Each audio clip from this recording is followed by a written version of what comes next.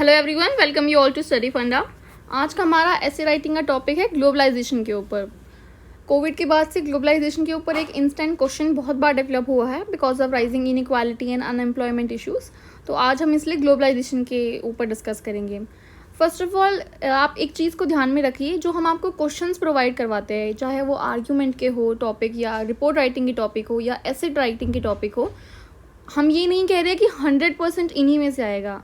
The thing that we are saying is हम आपको actually में हेल्प करते हैं कि उस टाइम पे उस स्ट्रैटेजी को किस तरीके से आप यूज़ करें कि आप एक अच्छा स्ट्रक्चर्ड फॉर्म में ऐसे अटैम्प्ट कर सके या आर्ग्यूमेंट अटैम्प्ट कर सके।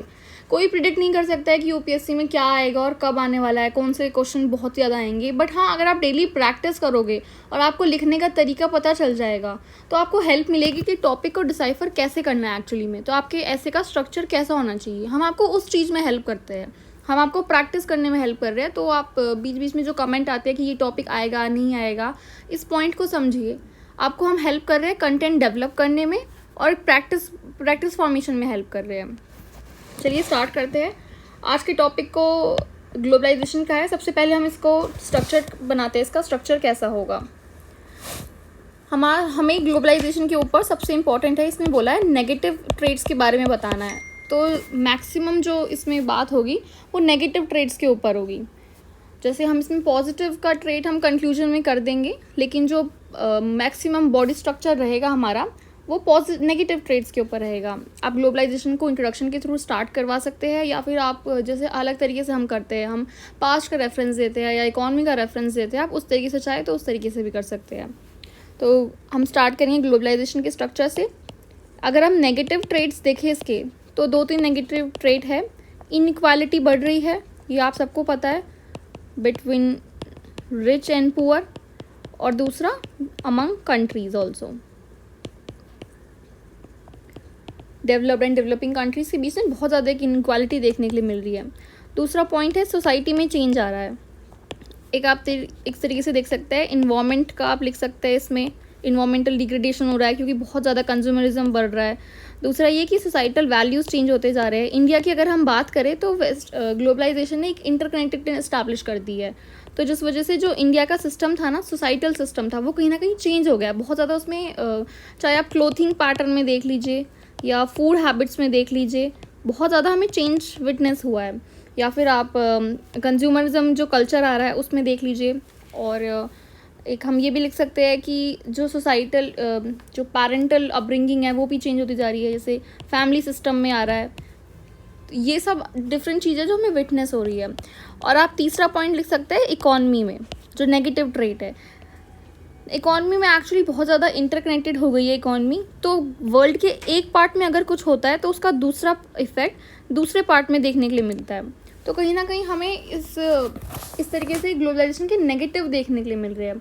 अच्छा, एक चीज़ और, इस टॉपिक को हमने जब डिसाइफर करा है, एक स्ट्रक्चर बनाया है, एक तरीके से ड्राफ्ट जिसे फॉर्मेशन बोलते हैं, रफ ड्राफ्ट, तो हमने उसमें नेगेटिव लिखे हैं क्योंकि इसमें बोला हुआ है स्पेसिफिकली इस टॉपिक में कि globalisation has inherent negative trades. तो हमें जो मेजर पार्ट है टॉपिक का वो इन नेगेटिव ट्रेड्स को एलोबरेट करके, इनसे रिलेटेड स्टेटमेंट, डेटा या फिर कोई फैक्ट्स वगैरह कुछ भी है जो आपके पास हो, उसको यूज़ करके हमें अपना ऐसे का स्ट्रक्चर करना है। तो ये 3 पॉइंट लिख लेंगे। ये 5 मिनट में आपका ड्राफ्ट, 5 नहीं, आई गेस 2 मिनट में आपका ये ड्राफ्ट कंप्लीट हो जाता है। अगर आप इस तरीके से किसी टॉपिक को ड्राफ्ट बना के स्टार्ट करेंगे ऐसे लिखने में, तो आपको बहुत ज़्यादा हेल्प मिलेगी। तो चलिए स्टार्ट करते हैं आज का डिस्कशन। सबसे पहले इंट्रोडक्शन से स्टार्ट करेंगे। Globalisation has inherent negative trades. The web of globalisation continue to spin through the ages of revolution. अच्छा, एक चीज़ अपने छोटे छोटे कॉन्सेप्ट्स क्लियर रखना, globalisation is not a new phenomena. ये बहुत टाइम से है। इनफैक्ट कई वेव्स है ग्लोबलाइजेशन की, first wave, second wave, third wave, बहुत तरह की वेव हमने विटनेस करी है ग्लोबलाइजेशन में। तो अब ये कोई लिख देगा कि globalisation is a new phenomena, वो बिल्कुल ही आपका स्टेटमेंट गलत होगी। छोटे छोटे फैक्ट्स हैं जो आपको पता होने चाहिए, जो बेसिक्स आपके कॉन्सेप्ट्स इंक्लूड करवाते हैं। ग्लोबलाइजेशन पहले से चल रहा है। ग्लोबलाइजेशन का मतलब है trade among the countries. Economy और ट्रेड होते रहते हैं, उसको हम ग्लोबलाइजेशन बोलते हैं बेसिकली। ये ग्लोबलाइजेशन की डेफिनेशन आई गेस आप सबको पता ही होगी। तो इसलिए हमने लिखा है that web of globalisation continue to spin through the ages of revolution. World economy was just as globalized as 100 years ago as it is today. But today, commerce and financial services are far more developed and deeply integrated than they were at that time. While economic benefits of globalization are huge, but harm that it has caused is also no less. जब हम last line लिख रहे हैं तो हमने बता दिया है कि कॉमर्स और जो फाइनेंशियल सर्विसेज है वो आज प्रेजेंट टाइम में मतलब 21st सेंचुरी में ज़्यादा डेवलप्ड है और डीपली इंटीग्रेटेड है. तो हमने ये भी बताया कि इकोनॉमिक बेनिफिट्स तो हमें ग्लोबलाइजेशन से बहुत हो रहे हैं, लेकिन उसके साथ ही जो उससे हार्म हो रहे हैं, जो उसके नेगेटिव है, वो भी कम नहीं है. तो हमने यहाँ से अब अपना नेगेटिव ट्रेड्स के ऊपर डिस्कशन स्टार्ट करेंगे. जो हमारा एसे का मेन स्ट्रक्चर है उस पर डिस्कस स्टार्ट करेंगे. As per report release by Oxfam. ठीक है, एक सबसे पहले हमने इनइक्वालिटी के बारे में डिस्कस करा था, तो हमने उसी पॉइंट से स्टार्ट करा है, इनइक्वालिटी का ही. और स्टार्ट हमने करा है रिपोर्ट का रेफरेंस देके. ऑक्सफैम की जो रिपोर्ट आई थी उसके रेफरेंस देके हमने स्टार्ट करा है. As per report released by Oxfam, inequality in world is rising and top 10% of global population has 76% of all wealth. ये हमारा पहला पॉइंट हो गया जो हमने इस ड्राफ्ट में बनाया था इनइक्वालिटी के ऊपर, तो वही हमने लिखा है. The globalization has increased vulnerability of poor and has increased the inequality in the world.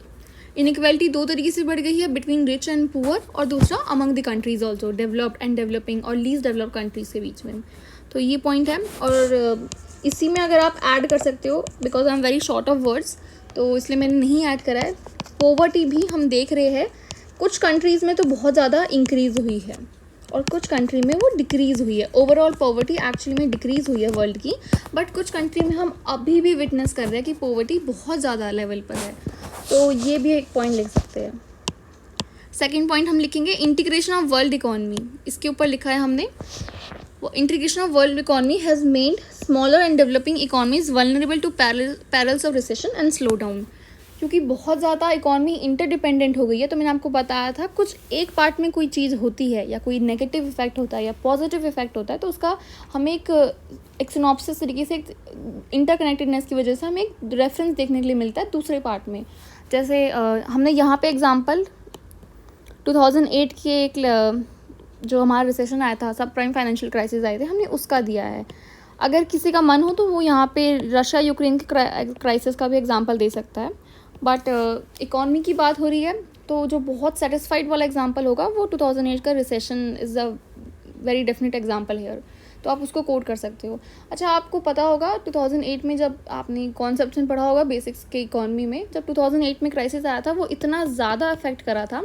In fact लोगों ने अपने पेंशन के money, they have lost their pension money, house rate down to 30% I guess, इतना ज़्यादा डिफरेंस आया था.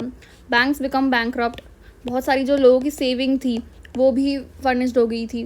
तो कहीं ना कहीं पे बहुत चीज़ें इफ़ेक्ट करी थी. और बहुत सारे पॉलिसी एक्सपर्ट के हिसाब से जो ग्रेट डिप्रेशन आया था 1931 का, 2008 का रिसेशन उससे भी कहीं ज़्यादा बड़ा था, क्योंकि उसने अमेरिका की इकॉनमी को ऑलमोस्ट पूरा डिस्टर्ब कर दिया था. And it took almost 2 to 3 years for America to redevelop itself. उसकी इकॉनमी को वापस आने में टाइम लगा था.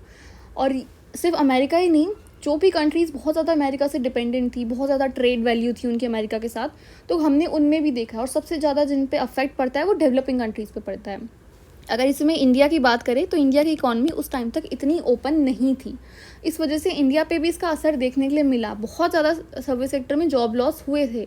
आप उस टाइम की बात करोगे तो बहुत ज़्यादा अनएम्प्लॉयमेंट उस टाइम पे भी एक वेव देखने के लिए मिली थी, एक जॉब लॉस की वेव भी देखने के लिए मिली थी. लेकिन बहुत बड़े लेवल पे अगर इफेक्ट देखें तो वो नहीं था. तो बट आज के टाइम पे आज सिचुएशन अलग है, क्योंकि इकॉनमी आज ज़्यादा इंटीग्रेटेड है. थर्ड पॉइंट डिस्कस करते हैं. थर्ड पॉइंट है increase susceptibility to new diseases. इसका एग्जांपल तो रिसेंट में आप दे सकते हैं, कोविड पैंडमिक का और इबोला आउटब्रेक का. कोविड एक्चुअली में जब स्टार्ट हुआ था, अगर किसी को पता हो तो वो नवंबर 2019 में फर्स्ट टाइम डिटेक्ट हुआ था चाइना में, और मार्च 2020 आते वो इंडिया में भी आ गया था. तो जो एक था ना कि एक एपिडेमिक से वो पैंडमिक कैसे बना, वो इसी का थ्रू था कि ग्लोबलाइजेशन के हिसाब से इकॉनमी इतनी इंटरकनेक्टेड है, ट्रैवल्स करते हैं, ट्रेड होता है, पर्सन इधर उधर जाते हैं, डेलीगेशंस आती है, तो इतना ज़्यादा इंटरकनेक्टेड है कि वो एक जो एपिडेमिक है वो कहीं ना कहीं ग्लोबल पैंडमिक बन जाता है. उससे ज़्यादा टाइम नहीं लगता है स्प्रेड होने में. और 2 साल हो गए हैं, अभी तक हम कोविड से रिकवर ढंग से नहीं कर पाए हैं. तो ये एक चीज़ है नेगेटिव ट्रेड इसका. And 2014 Ebola outbreak has depicted how a disease became a global phenomenon because of interconnected world countries. Fourth point हम देखते हैं. फोर्थ पॉइंट था हमारा loss of traditional value system. जैसे कि मैंने आपको इंडिया का एग्जांपल बताया, सोसाइटी में चेंज आया है। सोसाइटी में क्या चेंज आया है? Shift from joint to nuclear family. ये बहुत ज़्यादा है कि पहले अगर आप देखोगे तो जॉइंट फैमिली सिस्टम इंडिया में बहुत प्रिवेल करता था, but since the I guess since early 2000s या 95 के बाद आप विटनेस करोगे यूनिक फैमिली, जो न्यूक्लियर फैमिली सिस्टम है वो आना स्टार्ट हो गया है। तो ये एक सोसाइटल चेंज आया है। फूड हैबिट्स में बहुत ज़्यादा चेंज आया है, और कहीं ना कहीं हमारे कपड़े पहनने के तरीके में भी इतना ज़्यादा चेंज आ गया है, वेस्टर्न कॉन्सेप्ट अगर आप बोलते हो तो ये all this is link to globalisation itself. तो ये सब चेंज आया सोसाइटल लेवल पे। और the impact of globalisation also includes the changing nature of financial crime. जो फाइनेंशियल क्राइम हम पहले विटनेस करते थे, अगर आप किसी से पूछो अपने पेरेंट्स से या ग्रैंड पेरेंट्स से, तो जो 1990 से पहले के फाइनेंशियल क्राइम थे या 1980 से पहले के जो फाइनेंशियल क्राइम्स थे, उन्होंने एक ड्रास्टिक टर्न लिया है। अब फाइनेंशियल क्राइम्स वैसे नहीं रहे हैं। अब बेसिकली हम देखते हैं साइबर क्राइम्स जो विटनेस करने के लिए मिल रहा है, साइबर फाइनेंशियल क्राइम्स हमें दिखते हैं, फाइनेंशियल फ्रॉड्स मिलते हैं बहुत तरह की, जैसे फिशिंग होती है, हैकिंग होता है, आपकी प्रीवियसली लॉस हो जाती है, आपका ATM pin, everything get lost, आपका बैंक अकाउंट खाली हो जाता है। तो वो कहीं ना कहीं एक नेचर है कि जो ग्लोबलाइजेशन से इकॉनमी इतनी एडवांस कर रही है तो उसका फॉल बैक है। एडवांस कर रही है economy, but those who are getting this financial fraud cyber crime के थ्रू, तो ये एक चेंज ऑफ मोड में आया है। साइबर अटैक बहुत ज़्यादा बढ़ गया है, तो ये सब हम नेगेटिव लिख रहे हैं। And lastly rapid urbanisation and increasing consumerism. जो बहुत ज़्यादा आप देखो रैपिड तरीके से अर्बनाइजेशन की डिमांड्स बढ़ रही है, जिसकी वजह से डिफॉरेस्टेशन और इन्वायरमेंटल डिग्रेडेशन होता जा रहा है, तो कहीं ना कहीं उससे इकॉनमी को भी लॉस्ट हो रहा है। तो ये हमने पॉइंट लिखा है, has pushed world towards rapid deforestation and rising environmental degradation, thus making world countries vulnerable to environmental externalities. Environmental externalities से बेसिकली हमारा मतलब है जो cost to the GDP that it causes because of environmental degradation. हमारे GDP को कितना cost होता है इन्वायरमेंटल डिग्रेडेशन की वजह से, उससे वो हमारा इन्वायरमेंटल एक्सटर्नलिटीज़ में डिफाइन होता है। हमने अपना मेन ऐसे टॉपिक यहाँ पे जो जितने भी नेगेटिव्स थे हमने डिफाइन कर दी है। अच्छा, बहुत सारे नेगेटिव भी डिफाइन नहीं करने हैं क्योंकि आपके पास लिमिट है। आपको 300 वर्ड्स में अपना ऐसे को समराइज़ करना है, और सबसे इम्पॉर्टेंट 300 वर्ड्स होने के बाद आपको इस ऐसे पे 20 मिनट से ज़्यादा आई डोंट थिंक देने चाहिए किसी एक ऐसे पर। अगर आप वर्ड भी एक्सीड कर रहे हो तो मेक श्योर कि आप ऐसे पे टाइम ज़्यादा अपना वेस्ट ना करो। इसलिए ऐसा नहीं है कि जितना पढ़कर आया है सब कुछ इसी ऐसे में लिख दूंगा, नहीं, बाकी पेपर भी करना है आपको। तो इतनी अपनी नॉलेज को इस हिसाब से कंसाइज करो कि एक ब्यूटीफुली आप ऐसे भी दे सको, स्ट्रक्चर भी फॉर्म कर सको ऐसे का, और एग्जामिनर भी आपसे इम्प्रेस हो जाए और आप अपने सारा कंटेंट भी डाल दो। ऐसा भरना नहीं है अपने ऐसे को कि सारी चीज़ें डाल दी है। जो रेलिवेंट पॉइंट्स आपको लगते हैं, जिनके आपको पता है, फैक्ट्स पता है और आपको लगता है ऐसे टॉपिक से वो रिलेटेड है, आपको वही डालना है। अब हमने यहाँ लास्ट में कंक्लूजन की तरह डाला है कि हम क्या कर सकते हैं। नेगेटिव ट्रेड्स तो है पर उससे क्या कर सकते हैं, एज अ कंक्लूजन हमने डाला है। Globalization is an age-old phenomenon which has been taking place for century. The need is not to abandon globalization. हमने पहले ही लाइन में थर्ड पैराग्राफ के लिख दिया है कि ग्लोबलाइजेशन में बहुत सारी कमियां हैं, बट इसका मतलब ये नहीं है कि हम उस सिस्टम को ही पूरी तरीके से अबैंडन कर दें और सारी कंट्री अपना एक आइसोलेटेड बबल बना ले। ना, इकॉनमी का आपने बबल बना लिया है और दूसरी कंट्री से आप इंटरेक्ट नहीं कर पा रहे हो, तो वो वर्ल्ड इकॉनमी कहीं ना कहीं शैटर हो जाएगी पूरी एक, और कोई भी इंडिविजुअल कंट्री ऐसे प्रोपेल नहीं कर सकती है। तो ये हमने बोला है that need is not to abandon globalisation but rather to improve the poor governance of globalisation. हमें ग्लोबल गवर्नेंस को इम्प्रूव करने की ज़रूरत है। जो डेवलप्ड कंट्रीज़ है उसको डेवलपिंग कंट्रीज़ की डिमांड को एक्सेप्ट करने की ज़रूरत है और थोड़ा वर्ल्ड इकॉनमी को बेटर बनाना पड़ेगा। There is also a need for global collective action to sustain a steady global economic expansion and contain the effects of global volatility. जो इंटरनेशनल इंस्टीट्यूशन है उनको हमें प्रोपेल करना पड़ेगा कि वो इस चीज़ में आगे आए और एक डेमोक्रेटिक प्रोसेस इस्टेब्लिश करे, ताकि डेवलप भी और डेवलपिंग कंट्रीज़ दोनों के कंसर्न कहीं ना कहीं एड्रेस हो सके। अगर हम सोचें कि सिर्फ डेवलपिंग कंट्रीज़ के कंसर्न होते हैं, ऐसा नहीं है। डेवलप कंट्री के भी अपने रीजंस होते हैं, अपने कंसर्न होते हैं, तो दोनों को एक सेम प्लेटफॉर्म पे लेकर आए ताकि एक म्यूचुअल वे आउट बन सके। International institutions should endeavor to promote better integration of world countries and democratic trade policy to strengthen world economy, which will help in reduction of world's poverty. उसके बाद हमने way forward दिया है. The world has benefited in terms of economy, employment and development of new technology. The need is to address the concern and vulnerability of for a better and a sustainable future. हमें last में 2 line में way forward लिख के अपने ऐसे को complete करके and करा है। तो आपको इसी तरीके से अटेम्प्ट करना है ऐसे को। जब भी आपको लगे कि आपके पास आपको समझने में दिक्कत हो रही है, प्लीज़ गो बैक, अपना टॉपिक निकालो और उससे रिलेटेड आपको जो भी समझ आता है ना, ड्राफ्ट बनाइए आप। वो ड्राफ्ट से आपको एक्चुअली में हेल्प मिलेगी कि ऐसे का फॉर्मेट क्या होना चाहिए जो हमारा मेन बॉडी है, and that is how you going to gain the maximum marks in the essay. तो आई होप आप सबको ये समझ आया होगा, and that's all for today. Thank you everyone, all the best.